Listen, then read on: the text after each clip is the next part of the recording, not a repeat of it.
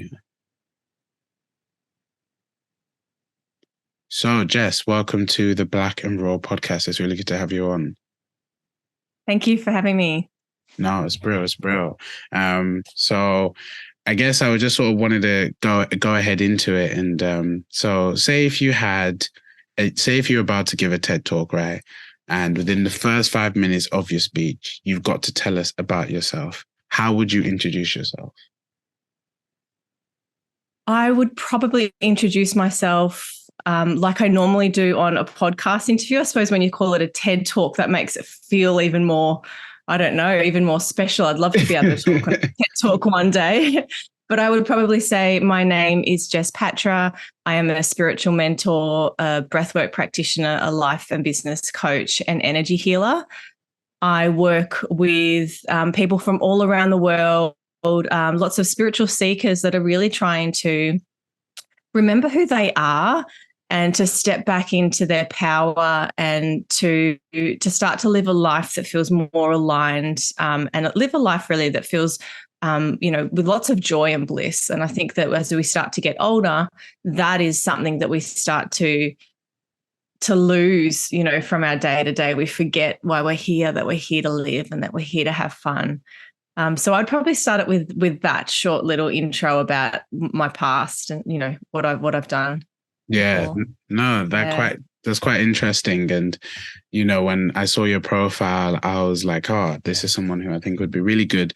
Especially for my idea was for this to be a Movember episode, and it's not coming out in November. So that's on me, guys. Everyone that's listening, that's on me. That's my fault. But I still think a conversation with you can definitely be something which I think everyone can benefit from. And you hear people hear spiritual, people hear breath work, and they're probably like, oh, what's this mumbo jumbo? What's breath work? What's spirituality? And even though I feel like it's kind of mad, because spirituality and breath work and like breath is something which is like core to us as humans, and spirituality is something we practice for millennia. So it's sort of, when you hear those things and people dismiss it, you're like, how are you dismissing something which we've grown up with, like as humans, is core to us, really, isn't it? Yeah, I agree. And, you think about our ancestors, how they would have, really embodied some type of spirituality or some type of faith. I think it's only in, recent hundreds of years that there's people that are agnostic. But I think that even someone that's agnostic that says that they don't have a faith, there is always a faith within themselves, right? And then there's also a faith within maybe the universe, or, everyone has these different interpretations of that connection to, it might be to spirit, or the connection to self. So, yeah, I think that it's one thing that we should remember, particularly if our ancestors, lived that path. This is where stories are so important, the stories from our family members to be told to the next generation, and for you to tell, your kids or your brothers and sisters' kids about, what faith means to them and how we've overcome things. And yeah, I think that stories play a really big part in spirituality, whatever that means to us. Yeah. Yeah. What about for you? How would you say stories and spirituality has played in your life? So for me, unbeknownst to me, I grew up, in a half Balinese. So my dad's from Bali in Indonesia, and my mum's, originally from Australia. So I grew up in a family, that was, two worlds, literally two worlds. My dad's, family from Asia, obviously from Australia. And I didn't realize at the time that I was brought up in a family that, on my father's side, that, believed in ceremony and ritual and honoring of ancestors, and had this really deep connection to the spirit world as well. In Bali, we believe that, and this is Balinese Hinduism, I probably just want to call out. So in Bali, we believe that the two worlds must coexist. So without white, you must have black. Without good, you must have bad. they must coexist with each other. And we call that essentially the equilibrium of life. So, we must, live in that balance. And so with that, we believe in the world that we see today, like everything that you see now, versus the things that we can't see. So, the spirit world and everything that's beyond this. We really like to not just honor the physical world that we see, but we also put offerings down and honor the world that we can't see. So our ancestors and any spirits that might be walking around, today. So I grew up, not knowing that I'd grown up into this spiritual family. And it wasn't until I got older and obviously started to understand, like I'd go to the temples and we'd be praying, but I was like, what are we praying for? As a little girl, Yeah. you just did what your parents told you to do. I had no idea.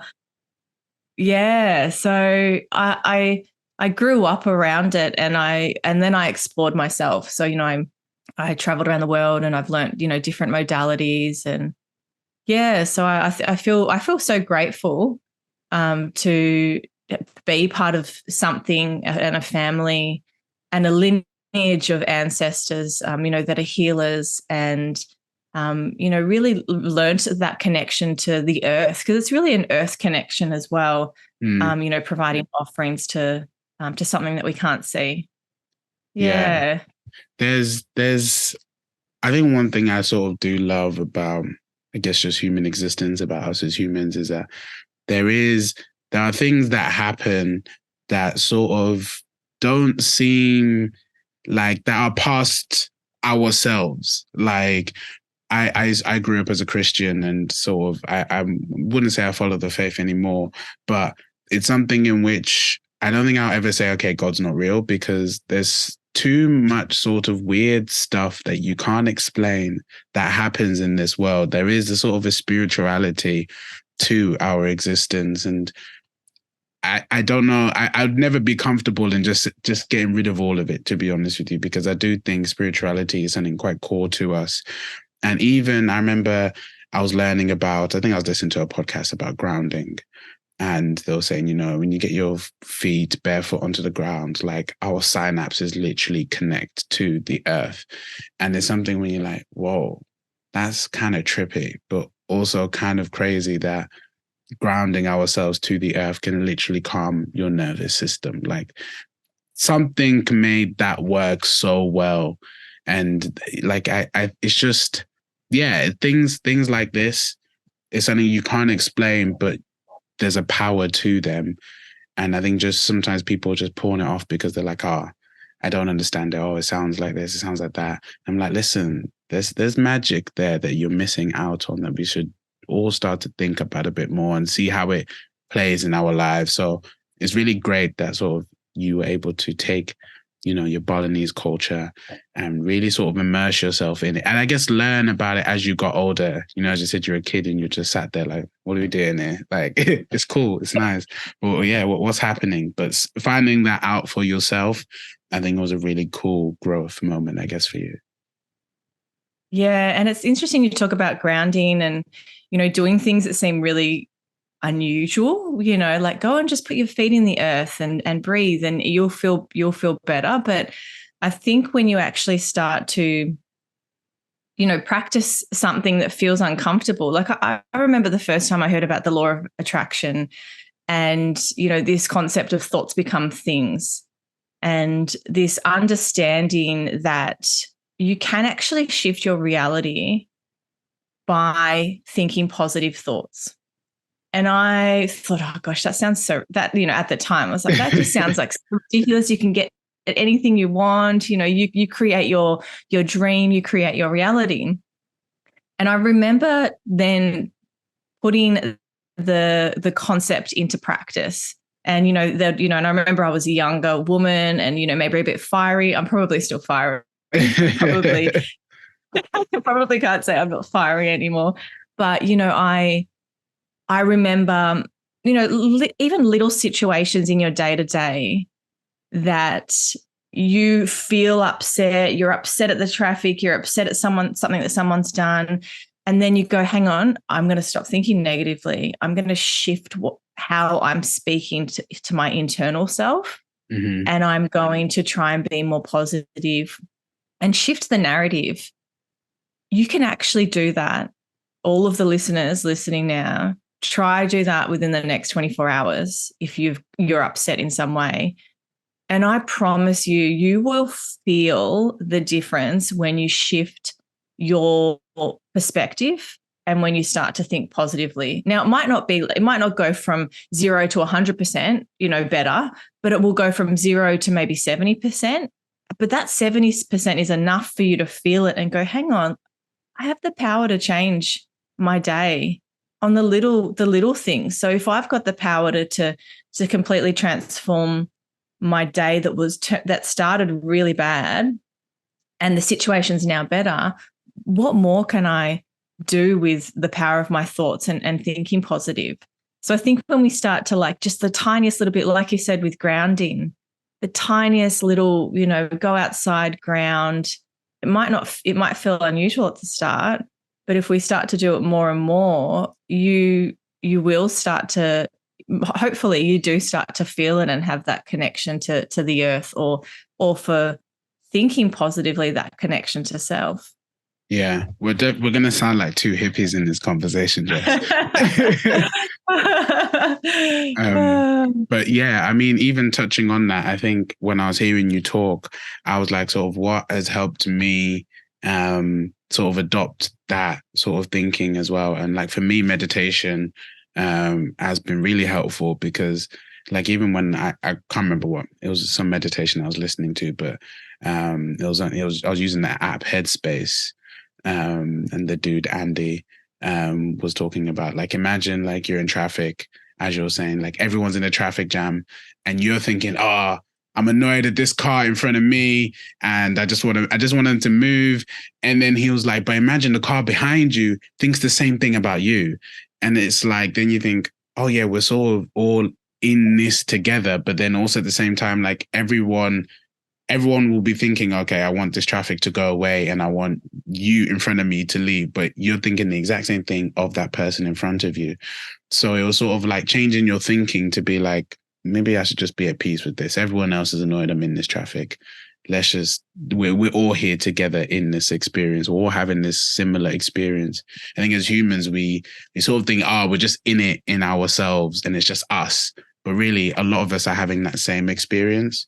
And even like bringing that into it and being like, okay, it's kind of all right. Like that's sort of one way in which changing your thoughts for me has sort of helped, and meditation really helped me figure that out. Yeah, that's great. And meditation can be very hard. So the fact that you have tapped into that, the Headspace app, that's really great that you've started that, or that you're doing it. Yeah. Yeah. Yes. I mean, I'd like to do it a lot more often. I need to try and do it every day. But even before this conversation, I remember I was on another podcast and they're like, oh, how do you prepare for conversations? And I was like, you know what, in an ideal world, I'd do some meditation before and then hop on. But I was like, a lot of the time I'm just rushing. I'm like, let me get into it. But today I had time to get some in before and do it. So yeah, I really like it as a tool for my mental health, but also for just, as you're saying, the things which seem strange, sort of helping us in our lives. Yes. So I would, I'd love to find out sort of, I guess for you, how did you mold your Balinese culture with the Australian culture into your work that you do? Like, how does that look, if you don't mind me asking? Yeah, so it looks different, I would say, and people might not even realize that I weave Balinese practices or the concepts of it into, my social media posts, or what I might say to someone at a breathwork event or in a coaching call. But I really love, I thought, I can't bring Bali to people. And if someone, a lot of people, if you've been to Bali, you either love it, you hate it, or you haven't been there, right? That's like, they're the three things I know that. Yeah. And normally if people don't like it, they've probably been to a part of Bali that is, you know, the hustle and bustle and maybe not, you know, a nice place. But I thought to myself, you know, what can I bring from Bali to bring that essence of Bali into my practice and into my business? And I think the concept of you know, ritual, daily ritual, honoring of ancestors, which we spoke about before, and ceremony are really key things that I grew up in Bali that are interconnected with maybe how you were brought up or your ancestors were brought up. You know, if we think about ceremony, lots of different traditions do honor, you know, a coming of age. So when a child becomes an adult, there's a coming of age ceremony, or the ceremony of death, you know, can be really quite a potent time for someone to pass over, and, you know, almost this celebration of life. I know that in Australian culture, we don't celebrate death like the Balinese, which I think is it's really sad. I feel like sometimes you go to a funeral, you're there for an hour, then the person gets buried or cremated, and then it's, you know, you go to a wake, but it's then kind of over. It's not, you know, it's a really quite a quick thing. And, you know, the people that are still grieving, they're still, you know, they're still going through that process. Whereas in Bali, you know, I remember when my grandfather passed away, and we celebrated him and we honored him, and for a long time, it was over a week, and the community came and they would bring us rice and sugar and all sorts of things as just this acknowledgement, like, you know, we're here for you. And then the community would just sit around my grandfather's body in our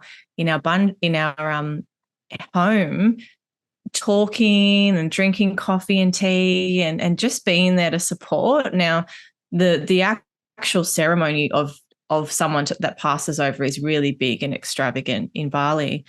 But yeah, I just wanted to really bring those three concepts back into my business, to talk about them a bit more and to make them more, so for people to remember that, because, you know, I think that we do know that our parents or our grandparents, you know, may have done different ceremonies or had that connection to our ancestors more. It's just about remembering that and maybe tapping into something that that may, if it feels comfortable, right, to for someone to tap into that. Yeah. It's, as I'm hearing a lot about community and about sort of sharing an experience with each other and being there for each other. I think it is something in, you know, Western cultures that we live in. You're in Australia, I'm in the UK. And, you know, you try and bring that sense of community from where you come from, but you also sort of assimilate into the culture that you're in, don't you? Like, we have something called a Bata Mawoko.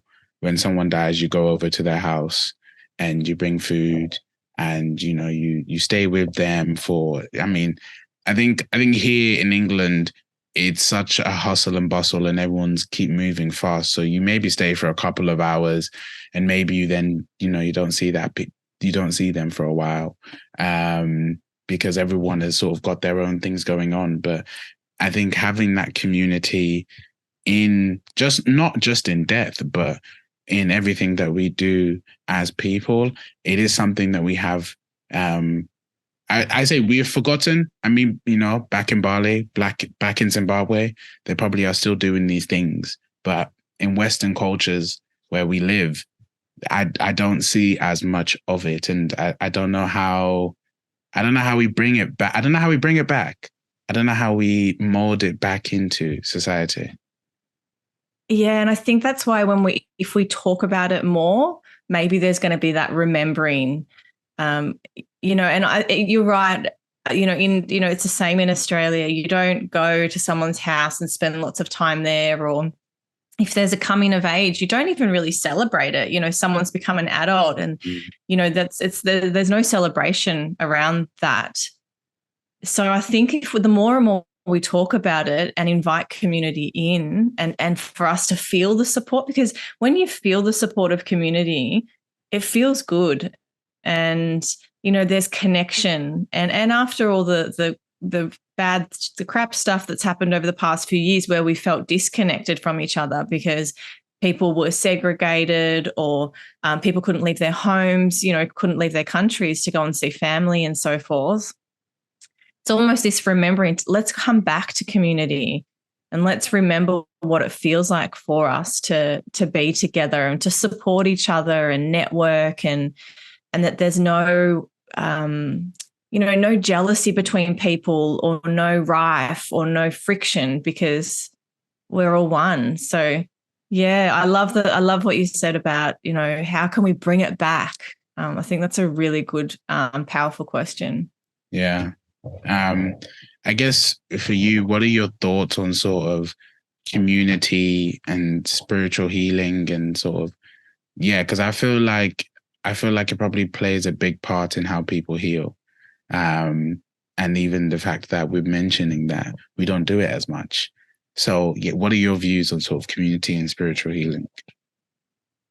Yeah, for me, I think that, and I created a sacred circle community as a part of one of my offerings. And the reason why I created it was not to just learn different, master classes and concepts from different teachers around the world, but was also to bring the community together. So I remember when I was young and I was finding my feet when it came to, what I wanted to do and what I wanted to learn and how I wanted to heal, because there were so many parts of me that needed to be healed, and still every day for me and, for all of us, no one can be fully healed. There's so many layers that we have, and so many limiting beliefs and stuff like that we could be working on to improve ourselves. And I found that, I was trying to find the courses, find the groups, find the community by myself, and kind of just fumbled my way to it or through it. Mm. And so with my community, I really wanted to have a safe place to bring people together, to know that we're all on different paths. My journey is going to look different to yours, and different to someone else's, but that doesn't mean that we can't be there to support each other through each other's journey. And I think with community comes support, it comes friendship. Vulnerability is probably a big one. If you can be vulnerable in front of a community and know that there's going to be no judgment, and know that they're going to be there to love you and support you no matter what, I think that's just such a big thing that we don't really have, in our day-to-day now. So, with my community, I bring that concept together. So, that healing concept, that empowerment concept and community, that's a really big key. And it would be amazing to have like little pods like that around the world, little groups and community groups that you could tap into, knowing that you felt safe in that environment and that you could be seen and you could be heard and there was no judgment. Yeah. Yeah, community is powerful. Yeah, definitely. And I like I like what you were saying there in terms of that, being able to be vulnerable with a community, being able to be around people to feel the love, feel the support. Like we all love to feel loved and feel supported, and like being alone is not even good for us as humans. As you were saying, there was a time where we were all locked up in our houses. And, I was really fortunate that I was with my family, but some people weren't that fortunate. Some people were by themselves. Some people were, with husbands or wives that they hated, or there were, there was loads of instances where people were alone. And I think that's one thing, like, honestly, COVID, is awful. Like no one ever wants to go through a pandemic again. But I think there were things that we can take from it that is like, man, we're social creatures. Like we shouldn't be doing life alone. Like I don't think anybody people think they thrive alone, but I don't think we really thrive alone, to be honest with you, because I think there's so much that you can learn and gain from people and gain support from people that it's just a lot better to do it within a community. And we were talking about ancestors. Our ancestors would have been in communities. They were hunter-gatherers. They would have been, they would have been together. They weren't alone, and they needed to be together to survive. No, they couldn't be alone. Yeah, exactly. They couldn't be alone. And then there was a role for everyone to play. That's where they felt connected and they felt like there was a place for them, a place within society or a place within the community. Yeah. So yeah, that's a really good point that you made about, they had to be together, as hunters and gatherers. Yeah. And that was for survival back then. And now it should be, we can go to the supermarket and get food now. We can do the basics that they did to survive. But now it should be for connection. Yeah, definitely. And even I'd argue now, I don't know whether, I wasn't back then when the hunter-gatherers were there, so I can't say it was harder for either one. But I think now we've got so many sort of, like, I don't know, issues in society. I don't know whether I'll say issues, but we've got so many complex things. Yeah, we can say issues. Yeah, we've got so many issues in society, like, which is a lot more complicated than which our ancestors would have had to deal with. Like, children are now growing up with Instagram and TikTok on their phones, and, they're seeing people that are, the ideal whatever, but really they're not the ideal whatever, but kids' brains are being targeted towards that. And, I think we need community now more than ever, to be honest with you. Like, I think it's sort of quite necessary in a culture where people, it's like, you got to do everything by yourself. You got to, be independent by yourself. You got to get all the money by yourself. It's like, nah, bro, come on. What are we doing here? What are we doing? Because community is how we thrive as a society. Oh, can't even speak. Community is how we thrive as a society. I think we need it even more now than we ever did, really. Yeah, I 100% agree. So it's something, like I said, how do we get it back? I don't know. Jess, do you have an idea? Do you have an idea how we get community back? I think, we start small. I think that, if you know that you've got some mates or family that are really close, really similar, start little groups and maybe it is. I know that we get so busy with life, and then suddenly you think, oh, I haven't seen that friend all year. I better see them before the year ends because, I love that friend, but we haven't created the time to connect and we haven't created the time to meet. So if it is that hard to schedule it in, pre-schedule it in, pre-schedule, it's the end of the year now, pre-schedule for the next year with a bunch of people. We're going to meet 4 times next year and we're going to, we might bring different food and we might just sit in a circle and share and talk. Maybe we might be in a park. Like, it doesn't need to be formalized or anything.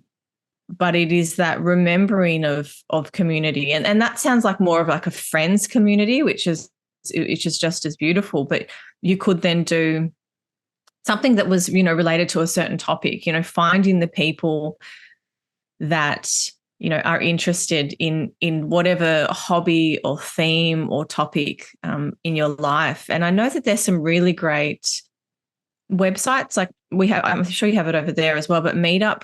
So meetup groups and stuff like that where communities come together. Do you have that one? I don't know. I'm not sure, to be fair. But I know, like, we have Eventbrite, and that's one which people do online groups, like online communities, but also in-person communities as well. So, yeah, there's ways to find them. I think people just have to sort of go out there and put themselves out there if maybe they don't have a close group of friends that want to do something together. Yeah, that's good. That's a good suggestion. Eventbrite, we've got that too over here.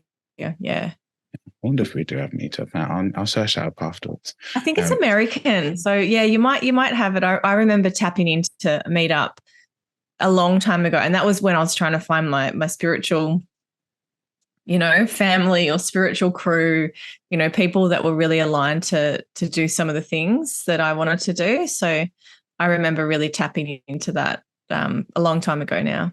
Yeah. Nice. Bro. So I wanted to touch on breathwork. What is breathwork? Can you tell me what it is? So breathwork and the breathwork that I practice is essentially conscious connected breathing. So I learnt breathwork practice through my teachers, Dana and Ashana from Clarity Breathwork. And it is the practice of, connecting to your breath and this conscious connected flow. So this breathwork style where there's no pauses between your breathing. And it is it's a powerful practice. I think sometimes when I tell people that I practice breathwork or they've come to my breathwork events, they think that we're going to meditate or we're going to lie there and just breathe but just the really unconscious breathing that we do every day. But the breathwork that I practice is conscious. We're so aware that we're doing it.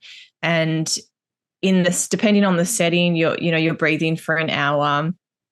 And from there, those, it automatically will, calm your nervous system. The way that the breathwork with Clarity Breathwork, it is a very slower paced style of breathing. It's very heart opening and it's a very cathartic release. So lots of different emotions and feelings can come up as a result. And I find that, people get these tingling sensations in their body.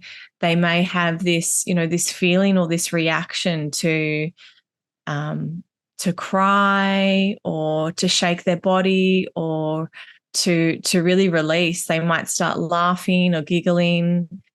And really the power of the breath, it actually essentially like opens up different states of consciousness and allows us to connect with ourselves and to really remember parts of ourselves. I think sometimes when we disconnect from our body, which happens all the time, you go through trauma and you disconnect from the experience, you disconnect from your body, and you try and disassociate yourself from that. But the breathwork allows you to come back to, well, it may not be that trauma, but come back to your body to, remember and have clarity around those inner thoughts or an experience that may have happened a long time ago. So I just think, breathwork is more than meditation breathing. Mm-hmm. It's more than yogic breath, the conscious connected breath at least, and the style that I practice. And it's so powerful. So like I've had fully grown men in my sessions, in my group sessions, who have literally been dragged there with their wife. No idea why they're there. They're just doing the right thing. And they have finished the practice and walked up to me and said, I don't know, and just with tears in their eyes, I don't know what's just happened, and I can't explain it, but I feel so raw and open and good. Mm. And yeah, and the wife's face is like, she's being, yes. I just remember this one couple, she was like, so happy. And she'd gone through her own experience as well. She'd had an emotional release as well. And, they had a really beautiful session together. So yeah, it is for all people from all walks of life. The breath is such a powerful medicine. We don't know what we're going to be shown or to be seen during those sessions. Yeah. Yeah. So that's the breathwork style. That's breathwork. You know what? I've never heard of that continuous breathwork that you're talking about. I think I'm going to try and maybe see. Like, I want to try that. I'll be honest. I want to try that because like I said, I've done meditation before and I do yoga as well. But I want to try that sort of continuous because when you were talking, I was trying to do trying to do it without knowing what it is. I was like, can I breathe continuously, like really slowly? But yeah, no, it sounds really interesting. And I think, as you're saying, like the medicine of breath, we're talking about spirituality, talking about a God or a spirit or something to connect with. If you believe in God, or if you believe that someone created us, how crazy is it that the thing that literally gives us life is the thing that can help us get past trauma or open up our heart, open up ourselves, connect with ourselves, with our body.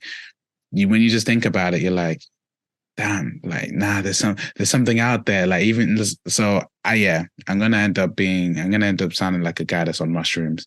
But it's when you think about it and you just sit with it, you're like, yo, damn, that's kind of crazy. That's kind of mad.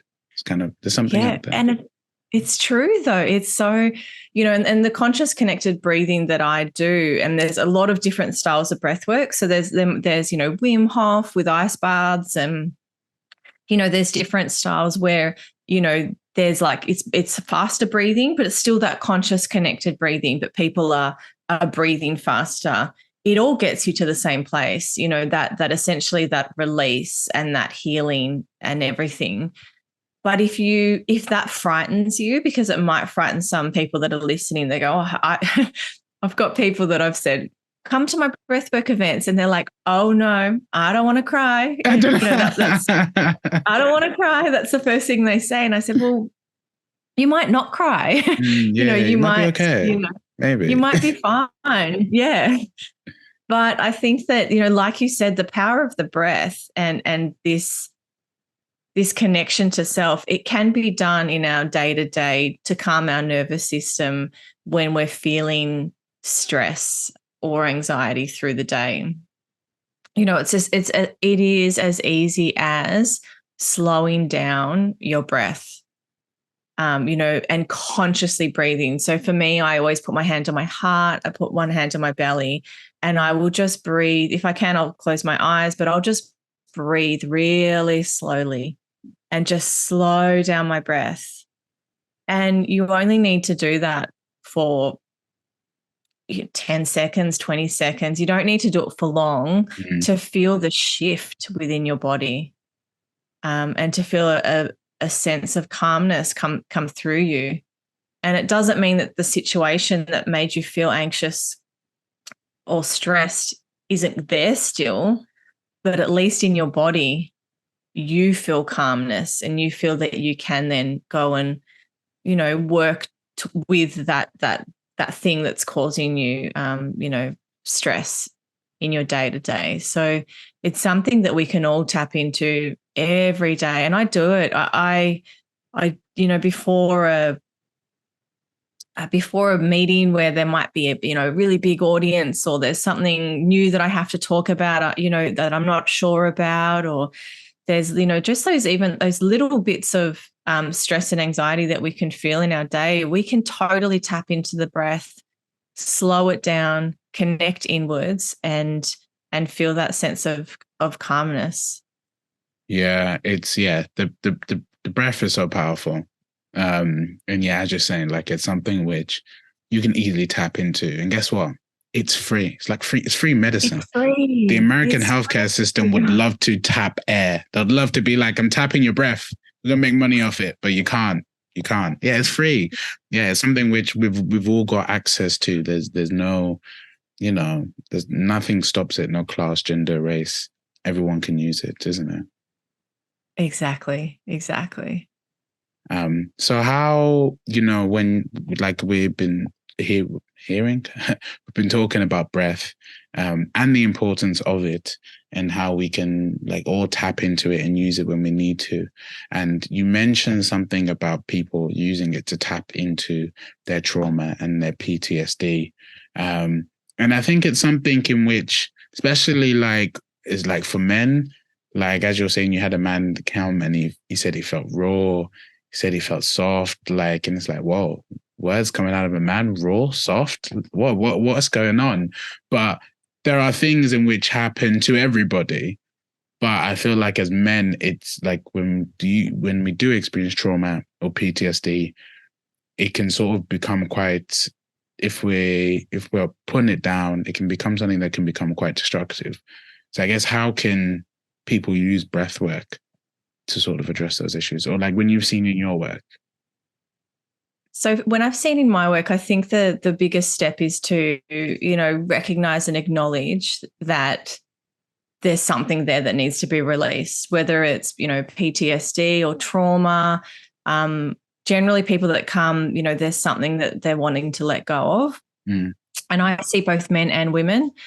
So I see men come in and, have said that they've had been to talk therapy, and they've had, antidepressants, and they've done all this, they've done all these different things. They've found meditation. And I had one guy that came to his first breathwork journey, and he is the biggest fan now of breathwork and the power. Yeah, because he said, I feel like everything that I'd done before now meant nothing to what just happened in 1 hour of me breathing. And he was just shocked. He couldn't believe it. So I think that, if there are any men on this call that are really willing to go there, go and find a practitioner close to you that resonates with you, that feels comfortable. So, you might see them you might find their website, it might be word of mouth, but definitely don't try and do it alone yourself the first time, because it's really important for a practitioner to be there, especially when you start to feel those tingling sensations in your body that might start to freak you out. And you don't want to start to essentially, overcompensate the breath or hyperventilate without, the proper guidance of someone there. And when there's someone there, they can actually guide you and say, what are you feeling now? What's come up for you? Are you ready to release that? And there's just this, essentially just this more of this opening for that. So if there's someone that's really ready to go there, don't be shy, and to go and find someone that, that can help you connect with your breath and help you connect to your higher self, and to heal parts of you that are ready to be healed. And I would say, for those that are listening and that go, no, I don't want to feel open and raw, and I don't want to cry, and it's not that they, I have to say, to put a caveat, not everyone's going to cry. But I would say to them, maybe now's the time to find your community. Maybe now the first step is to first find the community that you feel safe and comfortable in, and then start to speak, talk therapy, talking with them about what's happening, any trauma that might have happened in the past, and then build the stepping stones to find a healing modality that is going to open you up and allow you to heal. Because a lot of the time, what's stopping us in life from going further and having better relationships or pushing beyond our limits to grow is generally stuff that's holding us back, that is our trauma or our self-limiting beliefs that are generally picked up, as children, as teenagers, as adults. Someone has told us something that was not true that we now believe. Yeah, so I think the first thing is acknowledging it. A lot of people live in dismay and don't think. Yeah, nothing's they wrong think, with I'm me. fine. Yeah, I'm all good. I don't need to heal. I'm fine. I've got no trauma. I've got no self-limiting beliefs. So I think that the first key is that acknowledgement. Next would be to find your community, and start talking. And then beyond that, find the right modality. If it's breath work, I love that. If it is breath work and this podcast or this conversation has helped you find that, please reach out and let me know. I'd be so happy to hear that, because, the power of the breath, I want everyone to know about it. And you don't have to come and do clarity breath work, the one that I do, or There's every style of breath work is needed in this world for someone. So try them all out and, tell your friends about breath work. And I want the power of the breath and for people to feel it, to just ripple out into the world. That is my ultimate goal, for people to experience it and know how powerful it is. Yeah. And, when I was sort of hearing you talking, I was thinking of a book which I was listening to called The Body Keeps Score. And in one of the chapters, the guy, he talks about yoga. He talks about quite a lot of different things, actually, but in one aspect, he was talking about yoga and how people are using the breath to connect to certain parts of their bodies which are holding the trauma. But then he even says about a guy that came into his office because his wife said he was going to divorce her. If he doesn't get his shit sorted, he's going to divorce her. She's going to divorce him. And he was like, oh, I've got no issues. He was like a perfectionist. He would like criticize everybody. He would like cut everyone down before. And he was like, no, I'm just cold. I just tell you the truth and how it is. And then the guy was like, oh, like breathe in, breathe out. Like he was like, I didn't come to you for like breathing. And like the doctor gave a really great response. And he was like, just like you, I am at the cutting edge of therapy and this works. And through that, he was able to, he started doing a bit of breath work and he started tapping into, okay, where was this trauma when he was younger? Then he was able to realize it was like, he thought his childhood wasn't traumatic, but he realized eventually that, oh yeah, I did get traumatized through my childhood. And that all just started with focusing on his breath. And so, if there's any man listening to this, you might be in that same stage of like, nah, nothing's wrong. I'm all right. I'm all this and that. But sometimes just taking that first step. I don't want you to have to be in a position where your wife says she's going to divorce you if you don't get your shit together. So yeah, even for myself, there's things which I maybe think, oh, I don't think I have any trauma, but I definitely know I would want to go to a therapist anyway, because I'd like to talk. I'd like to uncover what I don't know is underneath. So yeah, there's so many things that can help you uncover your past trauma and help you get over it. Breathwork could be one, yoga could be another. We've mentioned quite a lot of different things that can help people with that. Yeah, and I think the thing is to not focus on it being one, like you said, it's not just yoga or it's not just meditation. Some people don't, some people try meditation and say, oh, no, I can't meditate.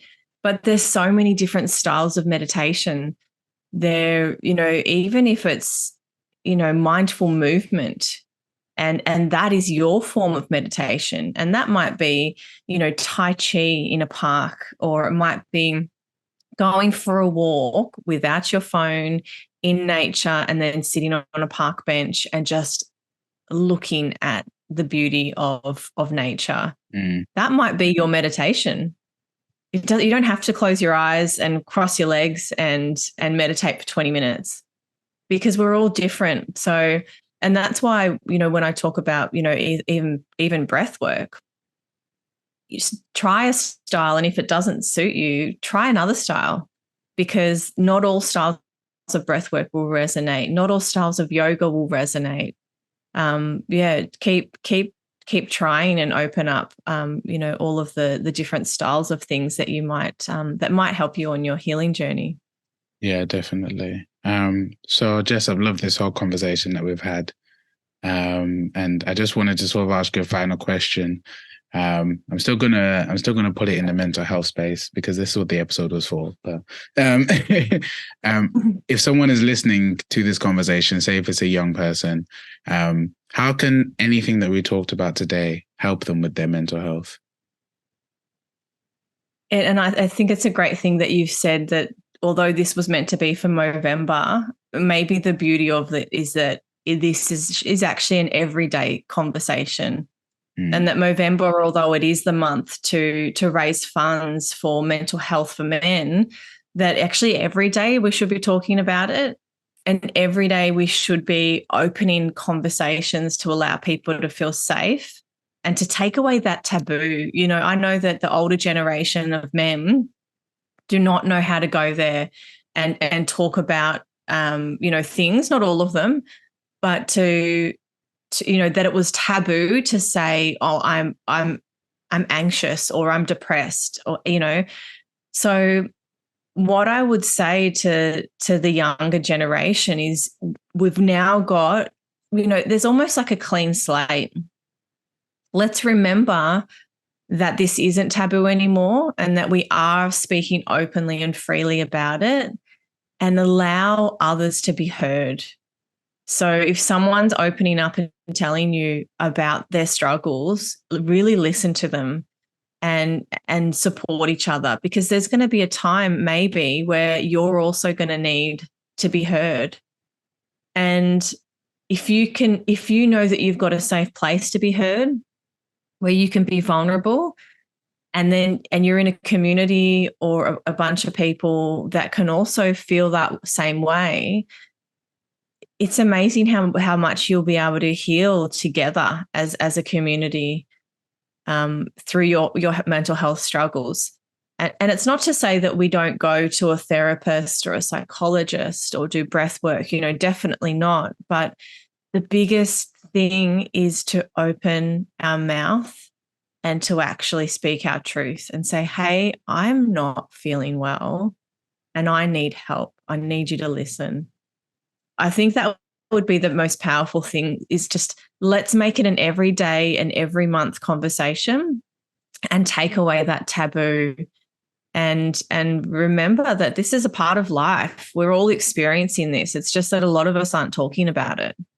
And a lot of us don't have that support mechanism to feel safe enough to be vulnerable, because they think they're alone. So once we open that door and we realize, hey, I'm not alone, I can relate to you, that will be the ripple effect and will help us to slowly help the people's mental health issues, and to make it really normal for even our children. I think that's going to be the key, is if our children are starting to have conversations with each other because they've seen that they're the adults in their life are making, talking the way that they're talking, being really open about their feelings, we're going to be ticking all the boxes. So let's take away the taboo, open our hearts, and start speaking freely to community and to those that we feel safe around. Yeah, definitely. No, that was brilliant, Jess. Thank you very much for coming on to the podcast. Is there a place where I want you to plug yourself? Where can people find you? Where can people work with you? Let them know. So I am at on the internet, obviously, putujespatra.com is where you can find my website. And you can also find me on social media. So just the normal social medias, Instagram, Facebook, and YouTube. I've got a YouTube channel and it's Putu Jess Patra. So that's me. Come and find me. And yeah, it was great to be on your podcast. And I really hope that your listeners got something out of today's call. Yeah, no, thank you very much, Jess. And yeah, I'm going to put all her details into the show notes for everybody that is listening. So you've got no excuse not to find her. So yeah, thank you very much, Jess. And I hope you have you so much. A good day. Thank you. You too. Bye-bye.